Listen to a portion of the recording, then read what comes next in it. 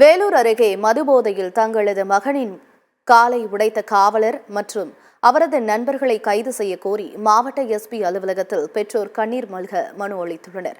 வேலூர் அடுத்த அல்லிவரம் கிராமத்தைச் சேர்ந்த பழனிவேல் தரணி தம்பதியின் மூத்த மகன் பார்த்திபன் தனியார் செல்போன் நிறுவனத்தில் பணிபுரிந்து வருகிறார். கடந்த சில தினங்களுக்கு முன் சென்னை அடையாறில் காவல்துறையில் ஓட்டுநராக பணிபுரிந்து வரும் அஜித் என்பவர் தனது நண்பர்களுடன் சேர்ந்து மதுபோதையில் இருந்துள்ளதாக கூறப்படுகிறது. அப்போது அவ்வழியே சென்ற பார்த்திபனை வழிமறித்து தகராறு செய்த பொழுது ஏற்பட்ட தகராறில் இளைஞரின் காலை உடைத்ததாக வேலூர் காவல் நிலையத்தில் பெற்றோர் புகார் அளித்துள்ளனர்.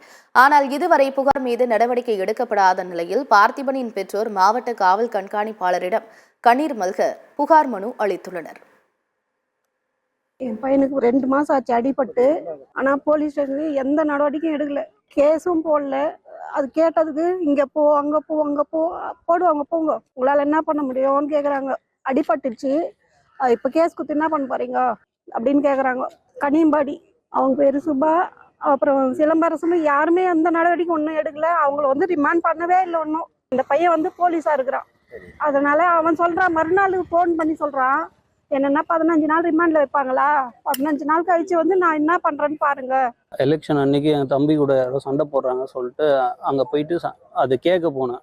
அதுக்கு அவங்க என்ன ஏதுன்னு கூட கேட்காம என்னையும் காலை உடச்சிட்டாங்க. இப்போ போயிட்டு ஸ்டேஷனில் கம்ப்ளைண்ட் கொடுத்தா எஸ்ஐ இன்ஸ்பெக்டர் என்ன சொல்கிறாங்கன்னா, இப்போ கேஸ் கொடுத்தா மட்டும் என்ன கால் நல்லாயிடுமா, இல்லை 15 நாளில் கழிச்சு அவன் ரிமாண்ட் முடிஞ்சு வெளியே வந்தான்னா அவங்களை என்ன பண்ணாலும் உங்களால் என்ன பண்ண முடியும் அப்படின்னு கேட்குறாங்க.